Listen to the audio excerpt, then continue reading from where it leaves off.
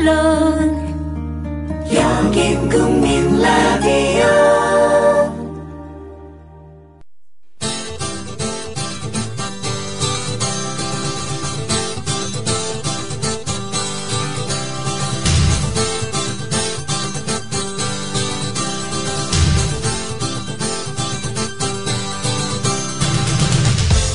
투박하지만 정직하다.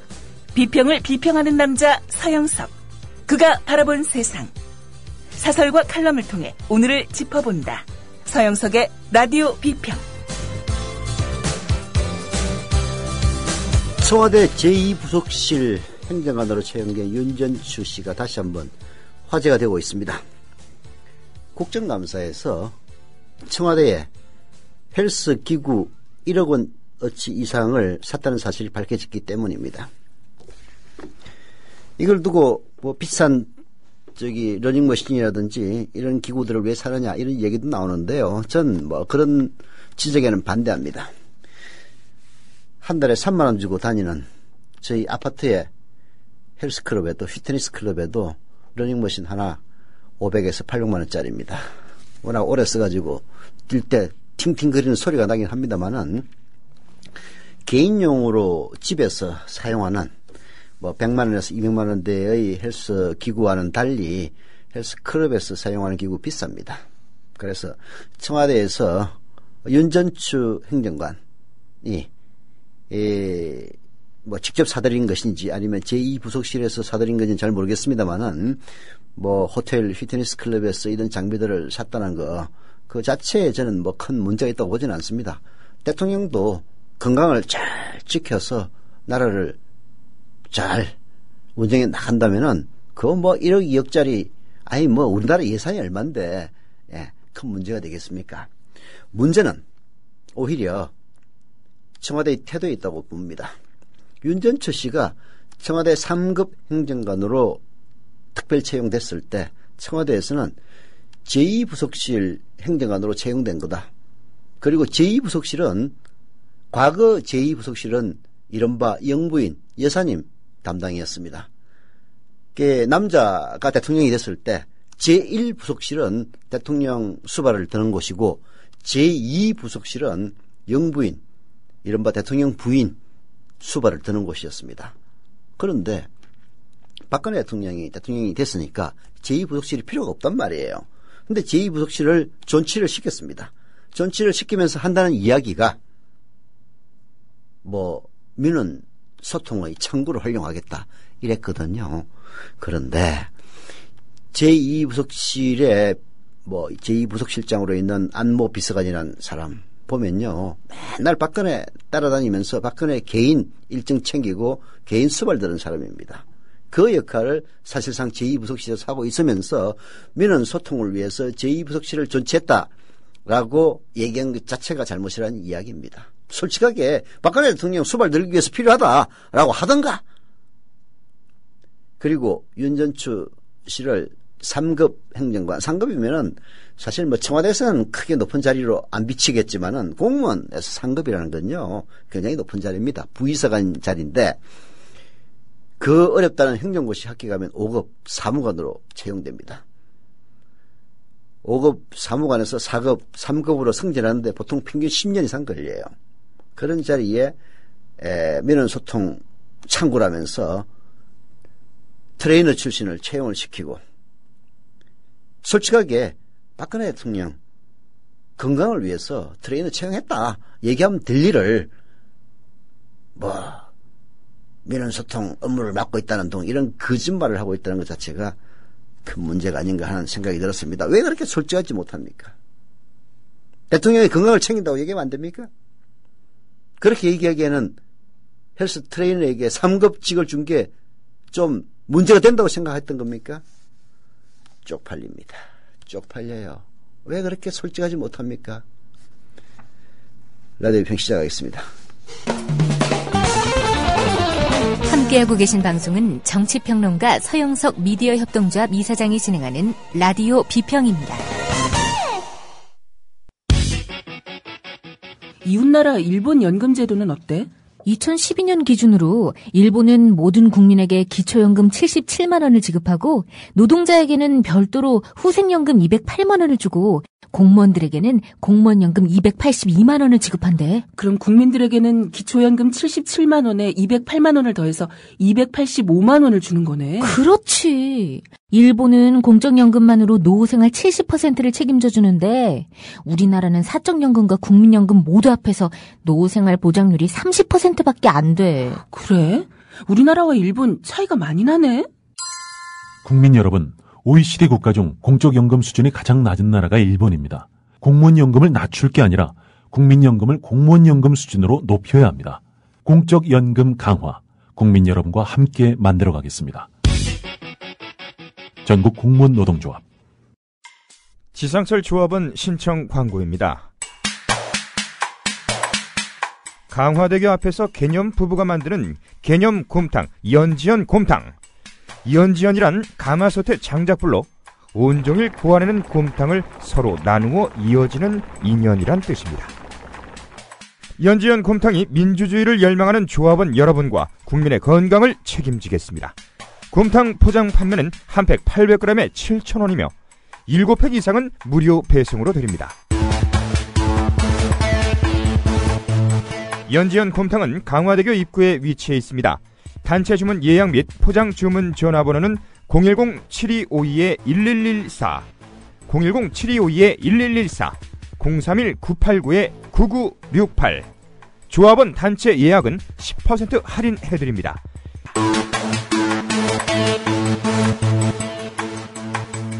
포장 판매 금액의 10%는 국민TV 후원금으로 쓰입니다.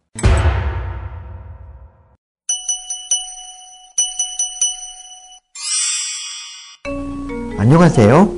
기생충 박사 서민입니다. 개미 몸속에 창형흡충이라는 기생충이 살고 있었습니다. 이 기생충은 소의 몸속으로 들어가야 어른이 돼서 자손을 번식시킬 수 있었지만 소가 개미를 먹지 않는 게 문제였습니다. 창형흡충은 방법을 찾았습니다. 개미 머릿속에 들어가 개미를 조종함으로써 개미로 하여금 소가 먹을 풀에 매달려 있게 만들었어요. 결국 창형흡충은 어른이 돼서 알을 낳을 수 있었습니다. 꿈을 가지고 있으면 그 꿈을 이루는 방법도 찾아내기 마련이라는 것을 창형흡충은 잘 보여줍니다. 국민TV 청취자 여러분, 당신이 꿈꾸는 세상은 어떤 것인가요? 참여연대가 그 꿈을 함께 실현해 나가겠습니다. 회원 가입은 전화 02-723-5300번으로 연락 주십시오. 시민의 힘으로 운영되는 참여연대는 정부의 지원금을 받지 않습니다. 네. 세월호 유족 중에서 한 분이 이런 얘기를 하시다고 합니다. 내 몸이 편할 때가 가장 괴롭다고요. 자식을 어이없게 비명에 이런 부모님의 심정이 아닌가 하는 생각이 듭니다. 자, 이젠 세월호 인양 여부를 놓고 또 이런저런 이야기가 나오고 있는 것 같습니다. 그래서 세월호 아직까지도 자식들의 시신마저 건지지 못하고 있는 10명의 유족 대표들이 투표를 했는데 결국은 3분의 1을 충족시키지 못해서 인양하지 않기로 했다고 결정했다는 소식인데요. 이분들 자기 아이들이 자기 친지가 죽은 그 원인을 제대로 알기 위해서 국가에게 그 원인을 제대로 좀 밝혀달라고 요구했다는 이유만으로 마치 불운 문제인 것처럼 취급까지 받아왔습니다. 그 이유가 어디에 있겠습니까? 결국은 정부가 자기 할 일 제대로 하고 있지 않았기 때문입니다. 오늘 한국일보는 사설을 통해서 세월호 인양 여부를 놓고 정부가 좀 책임있는 자세를, 책임있는 대책을 좀 내보여라 라고 촉구하고 나섰습니다. 세월호 인양 여부를 검토해온 실종자 가족들이 현 상태로 수중수색을 계속해달라고 의견을 모았다. 지난주 참사 이후 처음으로 가족들이 수색의 최종 수단으로 선체 인양을 조심스럽게 논의하고 있다는 소식이 전해진 뒤 인양 합의 보도까지 나왔지만 결론은 달랐다. 실종자 가족 법률 대리인 배의철 변호사는 어제 오후 기자회견을 열고 실종자 10명을 기다리는 9가족이 전날 무기명 투표를 한 결과 수중수색 지속 의견이 5가족, 인양 의견이 4가족으로 3분의 2 의결 정족수를 충족하지 못했다고 밝혔다. 실종자 가족 법률 대리인인 배의철 변호사의 말에 따르면요. 가족들은 어제 오전에 이주영 해수부 장관을 만나서 이런 의견을 전달했고 이주영 장관 역시 수색팀을 독려하겠다고 답했다고 합니다. 과거 25년간 평균 수온 등 기상 통계를 분석한 결과 11월에도 수중수색이 가능하며 기상 여건 악화로 피항 중인 바지선이 오늘 현장에 복귀해 수색을 재개한다는 설명도 뒤따랐다고 합니다.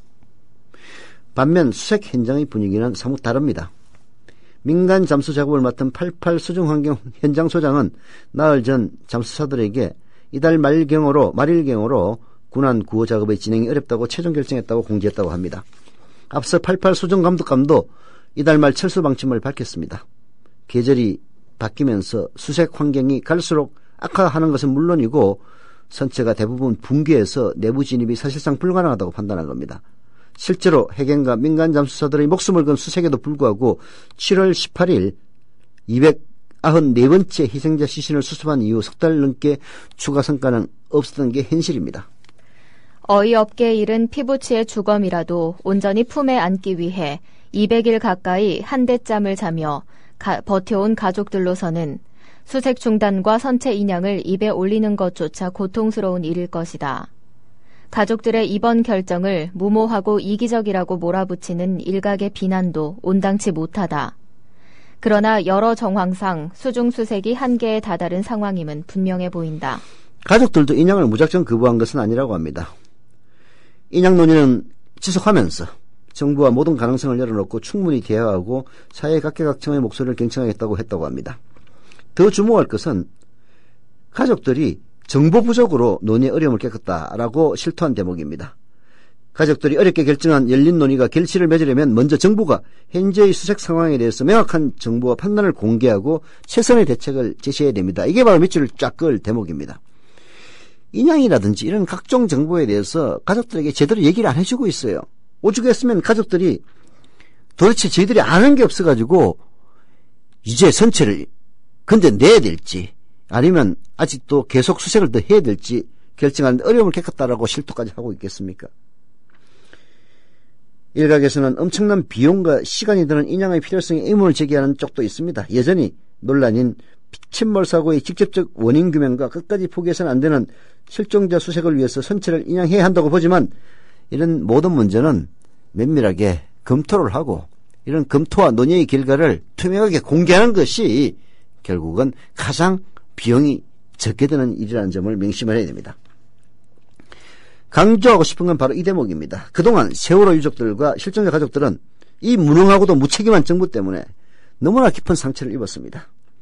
정당한 요구를 하는데도 이 정권을 지지하는 몰지각한 인사들은 심지어는 단식 투쟁을 하는 앞에 와가지고 폭식 투쟁을 한다고 이런 개지랄을 떨고 그리고 제대로 단식하는지 보겠다고 테스트 단식을 한다는 이따위 대통령의 매제인지 매분지 하여튼 그런 인간도 있었습니다. 심지어는 불온 세력이라고 매도까지 당했습니다. 정부는 더 이상 가족들에게 책임을 떠넘길 것이 아니라 정부가 먼저 나서서 적극적인 대책을 제시를 해야 됩니다. 이런 대책의 제시에 가장 선결되어야 될 과제는 바로 정보의 공개 투명성입니다. 있는 그대로 낱낱이 밝히면 되는 겁니다. 뭘 숨길 게 많아가지고 그토록 하는 겁니까? 대통령의 7시간을 공개하지 못하면 다른 것들도 다 공개하면 안 되는 겁니까? 아니면은 이런 선체 인양의 과정에서마저도 어떤 흑막이 숨어 있기 때문에 제대로 안 밝히는 겁니까? 알고 싶은 건 바로 그 대목입니다. 대통령의 눈물 몇 방울에 이미 완전히 침몰한 세월호는 또 한 번 물속으로 가라앉았습니다. 수학여행을 가던 길이었는데 정말 다행스럽습니다. 전원이 다 구조됐다는 소식, 이 소식 전해드립니다. 군 당국은 해군 함정들은 물론이고 육군과 공군까지 동원 가능한 모든 전력을 침몰 사고 현장에 급파했습니다. 담화 내용을 보면요, 예상을 뛰어넘은 일종의 국민들한테 좀 충격을 좀 준 것 같습니다. 그런 면에서 본다면 대통령의 이제 담화는 매우 성공적이었다, 저는 그렇게 보여지고요. 유병헌 씨의 도피를 돕다가 체포된 30대 여성 신모 씨의 모발과 순천 별장에서 가져온 체액이 묻은 휴지의 DNA 검사 결과가 언론이 사회의 공기라고요? 갈 길을 잃어 표류하면 흉기가 될 수 있습니다.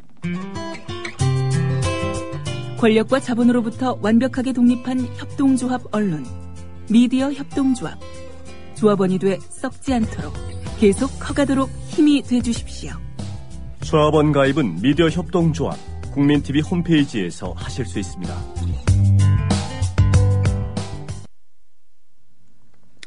네. 조합원, 올이 아니고 오늘 가입하신 분들 보니까 전부 6분이네요. 현재 스코어. 함으뜸님, 그리고 맹가짜장님, 서울 관악구 인현동에 사시네요. 맹가짜장님, 그리고 소셜 에코노미님, 조합원 가입 감사드립니다. 서울 성북구에 계시는 이분 뉴욕에 계시는 목사님, 오늘 아침에 직접 찾아오셔서 조합원으로 가입하고 매달 11,000원 조합비 계좌이체까지 해주셨습니다. 이상조 목사님 감사드립니다. 전북 전주시 완산구의 노을님, 그리고 대전 중구 문창동의 최경숙님, 조합원 가입 감사드립니다. 철자금 납입도 빨리 해주시기를 부탁드리겠습니다. 그리고 소셜 이코노미님은 주소가 없구나. 이상조 목사님 얘기 잠깐 해야 될 것 같은데요. 뉴욕에서 목회를 하시는 분입니다. 오늘 저희 미디어 협동조합 국민TV를 찾아오셨는데요. 지금 뉴욕에서 FM 지상파 주파수를 가지고 방송을 하고 있다고 합니다. 지금은 주로 음악 방송이고 교양 방송 위주로 하고 있는데, 저희 미디어 협동조합 국민TV의 컨텐츠를 제휴죠 일종의 하기 위해서 찾아오셨는데 논의가 잘 되고 있습니다. 잘 진행돼서 뉴욕의 FM 주파수에서도 국민라디오, 국민TV, 뉴스K, 뉴스에 특히 관심이 많으시더라고요. 이상조 목사님 잘 되기를 바람하지 않습니다. 게시판 내용 잠깐 소개해드리겠습니다. 제주도 조합원들이 10월 모임을 하는데요. 날짜는 10월 31일입니다. 7시 반, 저녁 7시 반이고 바로 족발 보쌈에서 한다고 하네요. 제주도 노행동 735-8번지입니다. 연락처는 한라산 돌림이고요. 010-8936-4705입니다. 하나 더 소개해드리겠습니다. 11월 1일 토요일 오후 5시 청계광장에서는 세월호 참사 200일 범국민 추모대회를 연다고 합니다. 토요일 오후 1시에는 안산 합동분향소에서 가족 추모식을 열고요. 오후 5시에는 청계광장에서 범국민 추모대회를 연다고 합니다. 토요일날 시간 되시는 분들 많이 참석해 주시기를 부탁을 드리겠습니다. 공무원 연금 개편안과 관련해서 이런저런 이야기들이 많이 있습니다. 한겨레신문의 오늘 사설, 공무원 연금 개편안 내용과 절차가 모두 잘못됐다라고 지적한 부분을 소개해 드립니다. 공무원 연금 개선 방향과 관련해 지난달 18일 정체불명의 한국연금학회안이 나오고 한 달여 만인 지난 17일 안전행정부가 정부 초안을 내놓은 데 이어 27일 새누리당이 공무원 연금법 개정안을 발표했다. 일부 내용이 조금씩 수정돼 왔지만 이번 안도 내용과 형식 측면에서 매우 불완전하다고 밖에 평가할 수 없다. 새누리당 안은 공무원 연금을 하후 상박구조로 개편하기 위해서 연금액을 산정할 때 공무원 개인의 전체 재직기간 평균소득뿐 아니라 최근 3년간 전체 공무원의 평균소득도 반영하는 방안을 제시했습니다. 기존 정부안에는 없던 내용입니다. 상하위직 사이에 격차를 줄일 수 있는 방안이기도 합니다. 하지만 결국은 중하위직 공무원도 연금 축소는 불가피하다는 점에서 하박상박이라는 비판이 나옵니다. 쉽게 얘기해서 고위직 공무원을 많이 깎고 하위직 공무원은 적게 깎는다의 차이가 있을 뿐이지 전체적으로 깎는다는 데는 별로 대동소이합니다.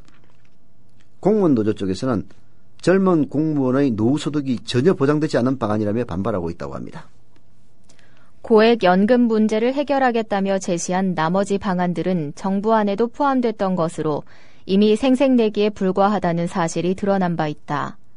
납입액 기준소득 상한액을 낮추거나 평균의 2배 이상 고액 수급자의 연금을 동결해봐야 해당자가 전체 공무원의 1.8%에 그치기 때문이다. 연금 상한액과 하한액을 정하는 등 좀 더 효과 있는 방안이 필요하다는 지적이 나오는 이유다. 퇴직 뒤 공공기관에 재취업하거나 선출직에 취임한 공무원에게 연금을 지급하지 않기로 한 방안도 일부 직종에만 제한되는 한계가 있다. 재정 부담을 줄이는 게 시급한 과제라고는 하지만 적정 노후소득의 보장이라는 연금제도의 본질이 충분히 고려되면서 공무원 연금 개편론이 진행돼야 합니다. 이를 위해서는 특권적인 부분은 과감히 잘라나가되 중하위직 공무원의 노후 불안을 확실히 없앨 수 있는 정밀한 제도 설계가 필요합니다. 이번 안도 여전히 그런 신뢰를 주지 못하고 있습니다. 무엇보다도 지적하지 않을 수 없는 건 절차상의 문제입니다. 100여만 명의 공무원과 가족 등 수백만 명의 이해관계가 걸려있을 뿐만 아니라 국가 운영을 담당하는 기관 조직에 심대한 영향을 미칠 사안인데 지금 진행되는 거 보면 너무 졸속입니다. 정부 여당에서 벌써 3가지 안을 만들어내는 동안 당사자들과 단 한 번도 논의를 거치지 않았다는 점 이해할 수가 없습니다. 이게 문제입니다. 이 정권의 가장 큰 문제점은 불투명성입니다. 왜 불투명한지 아십니까? 불투명이 위에 있는 놈들이 편하기 때문입니다. 지 맘대로 할 수 있거든. 투명성의 그야말로 모범을 미디어 협동조합이 만들어 나가고 있는데요. 미디어 협동조합은 한 달 쓴 돈의 내역, 마치 세부 내역, 예를 들어서 누가 얼마나 썼다까지는 밝히지 않습니다만은 항목별로는 100% 인터넷에 공개를 합니다. 그거 보면요. 도대체 미디어 협동조합 국민TV가 지난 한 달 어떻게 꾸려졌는지 별로 전문적 지식이 없는 사람도 딱 보면 압니다. 저 이사장이라는 놈이 법인카드를 가지고 얼마나 흥청망청 썼는지 보면 딱 나와요. 투명하게 하면은 앞장서서 리드하는 사람들이 항상 불편합니다. 불투명하게 하면은 윗자리에 앉아있는 새끼들이 아주 편합니다. 그런 불투명 문화가 모든 이명박근혜 정권에게 만연되어 있습니다. 그래서 공무원 연금 개정안 이것도 투명하게 처리를 못하는 거예요. 투명하게 처리를 하면은 고위직 공무원들이 손해를 입을 수밖에 없거든. 지금 아니라고 만들어 놓은 거 보십시오. 나름대로 전체 틀은 비슷하게 갖췄지만은 고위공무원 해당자 1.8%밖에 안 됩니다. 도대체 누구 코에 붙이기 위해서 하는 겁니까? 그리고 다른 무엇보다도 공무원 연금 왜 적자가 납니까? 물론 내는 돈에 비해서 너무 많이 받아가는 이 구조, 근본적인 잘못된 구조는 고쳐야 됩니다만은 전반적으로 재원이 부족한 것은 정작 세금을 걷어야 될 사람들로부터 혹은 세금을 걷어야 될 대기업들로부터 제대로 세금 걷고 있지 않기 때문에 일어나는 일입니다. 그 부분에 대해서 손을 못 대니까 온갖 지랄을 하는 겁니다. 저는 공무원 노조에서 저희들에게 광고하는 것 중에서 다른 거는 몰라도 이거 하나는 동의를 합니다. 공무원 연금을 줄이려고 할 게 아니라 일반 연금을 높여야 됩니다. 사고를 바꿔야 됩니다. 공무원과 나머지 공무원을 편가르게 하는 식의 이런 접근법 지금 새누리당이 하고 있는 짓거리입니다. 이것도 버려야 됩니다. 방금 제가 말씀드렸다시피 공무원과 국민이 서로 공감대를 찾을 수 있도록 조정하고 뒷받침하는 것이야말로 연금 개편이 성공할 수 있는 지름길임을 이 정권 알아야 됩니다.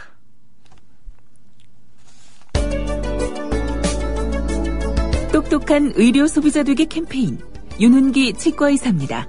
병원이 민간 자본을 도입해 영리 극대화를 추구하면 과잉 진료가 현재보다 반드시 더 심해집니다. 그렇지 않아도 과잉 진료는 현재 심각하게 사회 문제들을 유발하고 있습니다. 과잉 진료란 병원 이익을 위해 하지 않아도 될 검사와 치료를 환자에게 강제하는 비윤리적 행위입니다. 허위 과대 광고를 하는 병원들은 반드시 과잉 진료를 합니다.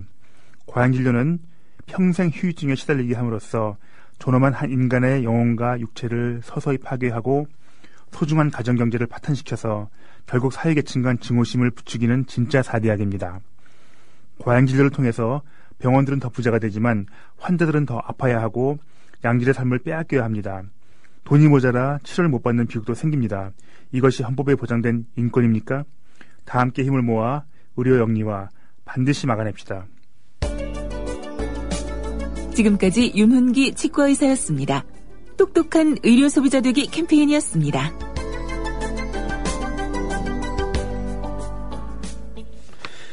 네, 서울 강서구 등촌동의 아카드님 조합원 가입 출자금 납입 감사드립니다. 당연히 오일 조합비 납부도 CMS 계좌이체 신청하셨겠죠? 부탁드리겠습니다. 광고하겠습니다. 오해숙 생활단식 광고입니다.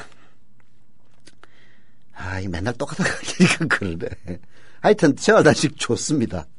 뭐 다이어트에도 좋고 그래서 저 11일부터 또 단식하려고 합니다. 1년에 2번 정도 저 단식하는데요.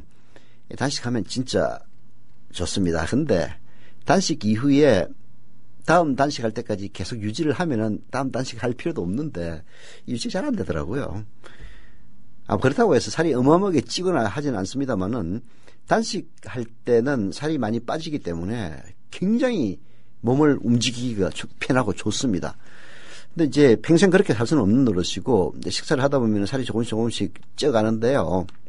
그러면은 굉장히 불편해져요. 그래서 또 단식을 하지 않을 수가 없는 이런 형편이 됩니다. 그래서 11월 달에는 저도 단식을 할 겁니다. 단식하면은 요즘 보니까 제가 이 삼시세끼를 사 먹더라고요. 아침은 이제 지하철에서 나와가지고 빵 쪼가리 하고 이제 커피 사 먹고 점심 저녁은 뭐 회사 근처에 있는 식당에서 먹는데 이걸 곰곰이 계산을 해보니까 하루에 적게 써도 15,000원 쓰더라고요. 뭐 주말에는 물론 안 나오니까 그렇게 안 씁니다만은 그러면은 월화수목금 20일간 15,000원씩 절약하면은 30만 원을 절약하게 됩니다. 물론 단식하는 동안에는 역시 단식 용품을 구매해야 되기 때문에 돈 드는데요. 2번 하다 보니까 남은 걸로 이번에는 충분히 한 달 단식이 가능하겠더라고요. 그래서 이제 식비를 줄여서 정지하려고 합니다. 라고 하니까 사람들이 눈물겹다고까지 얘기를 하던데요. 뭐 눈물겹지 않습니다. 몸에도 좋고 정자도 하고. 예, 이제 광고하다가 이상하게 말이 삐졌는데요. 오해석 생활단식의 특징은 이제 광고로 돌아왔습니다. 생활 속에서 누구나 쉽게 도전해 볼 수 있고 잘 짜여진 프로그램들로 부작용이 없고 실천하면 바로 효과를 이어진다는 점이라고 합니다. 문의 전화는 010-2013-8575, 2013-8575시고요. 네이버나 다음에 오해석 생활단식으로 검색하시면 됩니다. 광고였습니다.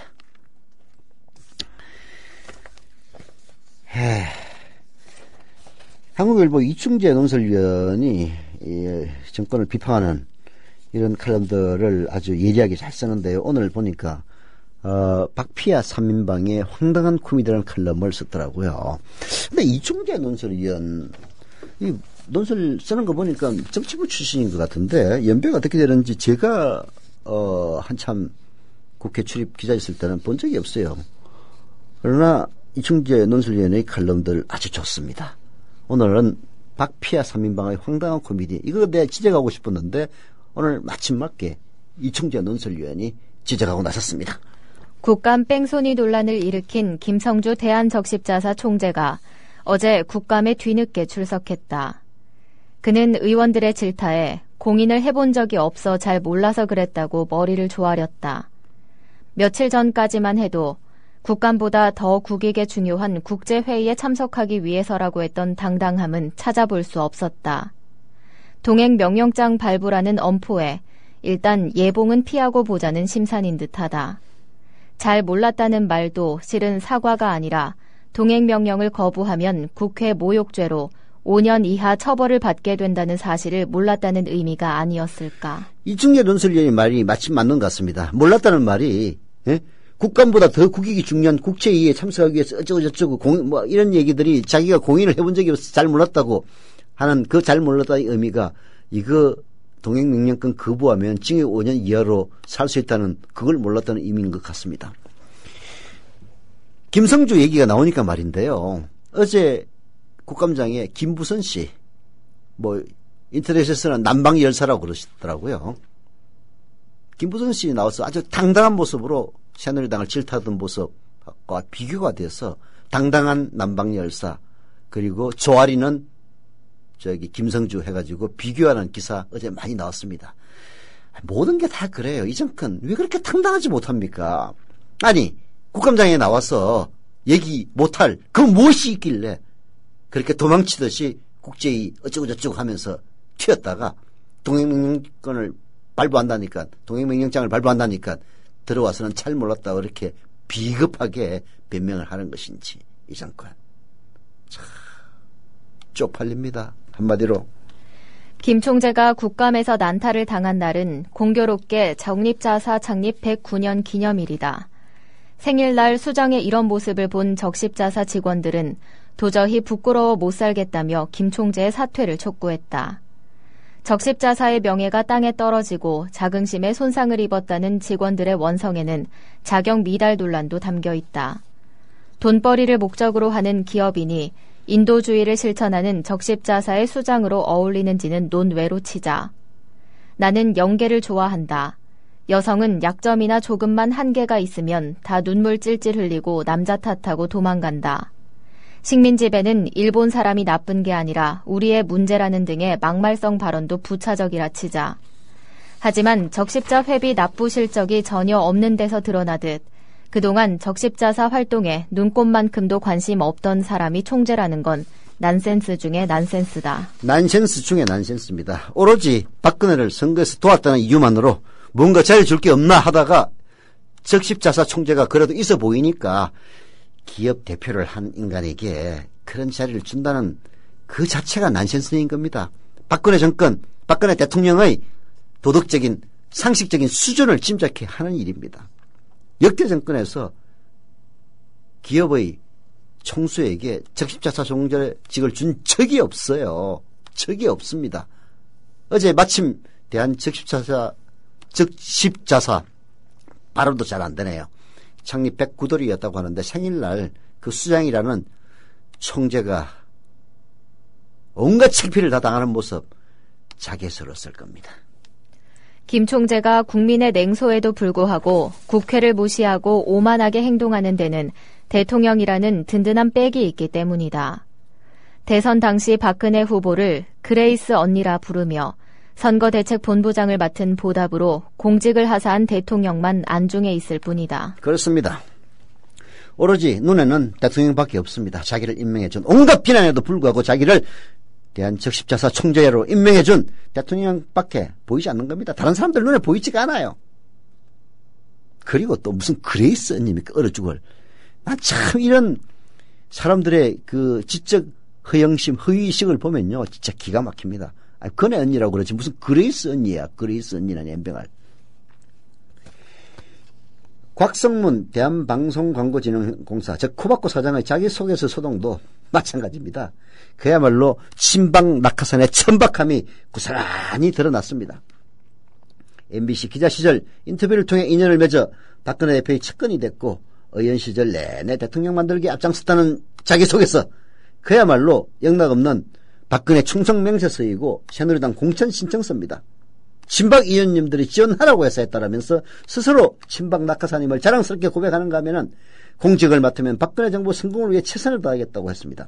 아니, 코바코 사장, 한국방송광고진흥공사 사장을 하면서 연병할 무슨 박근혜 정부의 성공을 위해서 최선을 다해. 그러면 방송광고진흥을 갖다가 박근혜 정권의 성공을 위해서 다 최선을 다하겠다는 거야? 박근혜 정권을 칭찬하는 그런 쓰레기 같은 언론들에게 광고를 몰아주겠다는 얘기인지 알 수가 없습니다. 곽성문, 이철 의원에 따르면은 민청학년의 배신자라죠. 공공기관 수장으로 갖춰야 될 최소한의 품위와 윤리식 눈을 씻고 봐도 찾을 수가 없습니다. 김성주에 의해서 곽성문이도 그렇습니다. 또 있어요. 또 한국관광공사 감사로 임명된 방송인 잔이윤의 자기소개서는 친박 낙하산 코미디의 결정판이다. 대통령님의 국정철학과 관광공사 사장님의 경영방침을 적극적으로 뒷받침하겠다는 말에는 실소가 저절로 나온다. 공기업 부정부패를 감시해야 할 감사 업무가 뭔지도 모른다는 얘기다. 재무제표를 제대로 볼 수 있는지조차 의문스러운 팔순을 앞둔 원로 연예인이 임명된 이유는 오직 그가 박근혜 캠프 재외선거대책위 공동위원장을 맡았다는 것 하나다. 전문성과 능력이 없는 인사들이 대거 낙하산으로 내려오는 가장 큰 책임은 박 대통령에게 있다. 박 대통령은 당선인 시절 열심히 일하는 사람들의 사기를 떨어뜨리는 낙하산 인사는 새 정부에서는 없어져야 한다고 거듭 강조했다. 세월호 참사 후에는 관피와 척결을 약속했다. 그러나 박 대통령 취임 이후 지난달까지 132개의 공공기관에서 205명의 친박 인사가 낙하산으로 임명됐다. 이게 끝이 아니라 연내에 교체될 100여 개 공공기관 고위직 자리를 친박 인사들이 대거 차지할 거라는 관측이다. 그야말로 친박들의 전성시대입니다. 역대 정부 어느 때에도 낙하산은 있었습니다. 성자 독식의 대통령 중심제가 유지되는 한 불가피한 측면이 있습니다. 하지만 박근혜 정부처럼 거센 사회적 정치적 비판 전혀 개의치 않고 무차별로 낙하산 투척을 계속하지는 않았습니다. 과거 군사정권도 군 장성 출신을 공기업에 내려보낼 때는 비교적 전문성이 덜 요구되는 자리를 택하는 그야말로 쥐꼬리만한 양심은 있었습니다. 아무리 낙하산이라 해도 최소한의 전문성과 자질이 필요합니다. 공기업 사장에 무능자들을 앉혀놓고 생산성이 떨어진다고 다그치는 이 정권 코미디 아닙니까? 관폐하도 문제지만 이제는 박폐하가 더 문제가 되는 상황이 빚어지고 있습니다. 박근혜 대통령 적폐를 척결하겠다는 박근혜 대통령, 당신이 바로 스스로 새로운 적폐를 만들어가고 있다는 사실 알기나 합니까? 미디어 협동조합 국민TV 뉴스K 앵커 노종면입니다. 정치 권력, 재벌, 특정 지배주주로부터 오염되지 않는 언론, 국민TV가 그 실험을 해나가고 있습니다. 이런 언론이 지속 가능하다면 다른 여러 언론도 따라올 것입니다. 닻을 올린 국민TV, 순항하도록 힘을 실어주십시오.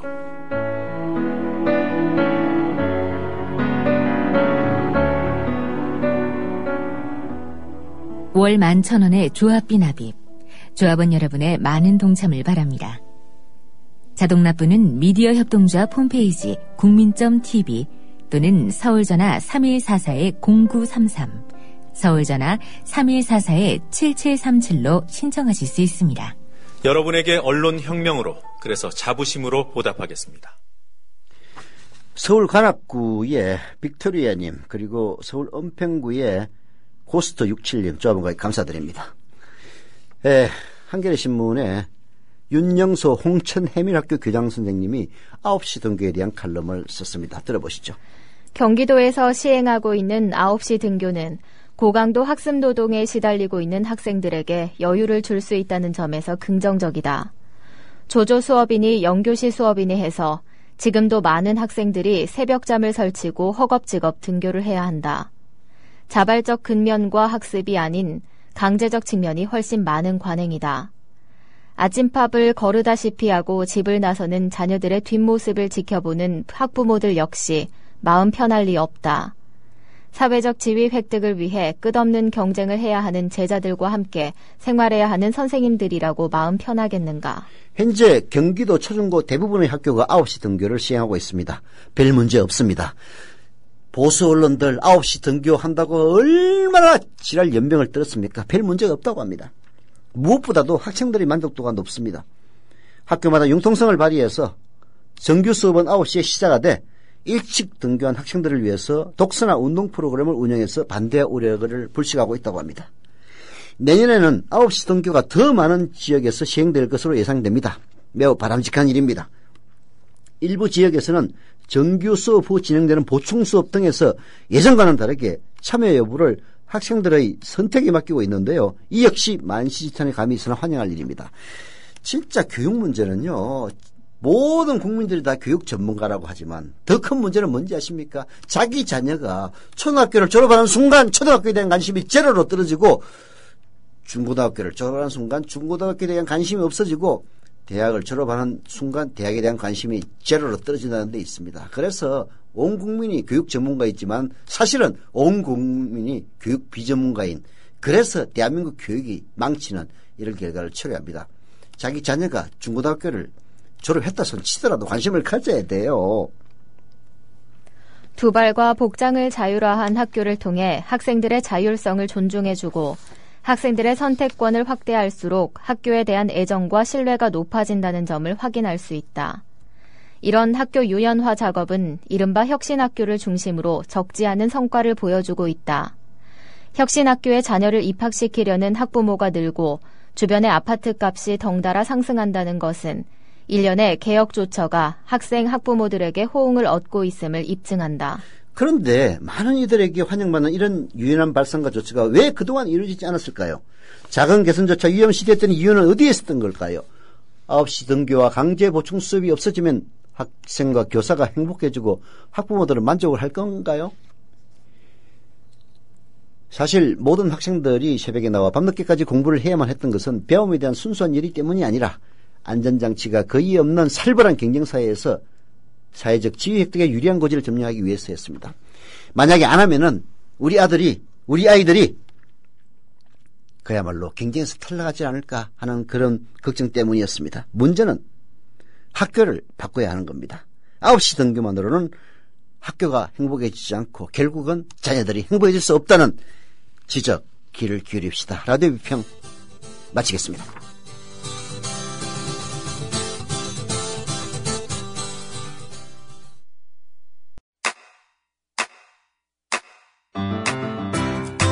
국민 라디오 지지하는 4가지 방법 아시나요? 다운로드하기, 별점 주기, 댓글 달기, 구독하기. 국민 라디오를 보다 많은 이들에게 전할 수 있는 가장 손쉬운 방법. 다운로드하기, 별점 주기, 댓글 달기, 구독하기. 잊지 마세요. 다운로드하기, 별점 주기, 댓글 달기, 구독하기.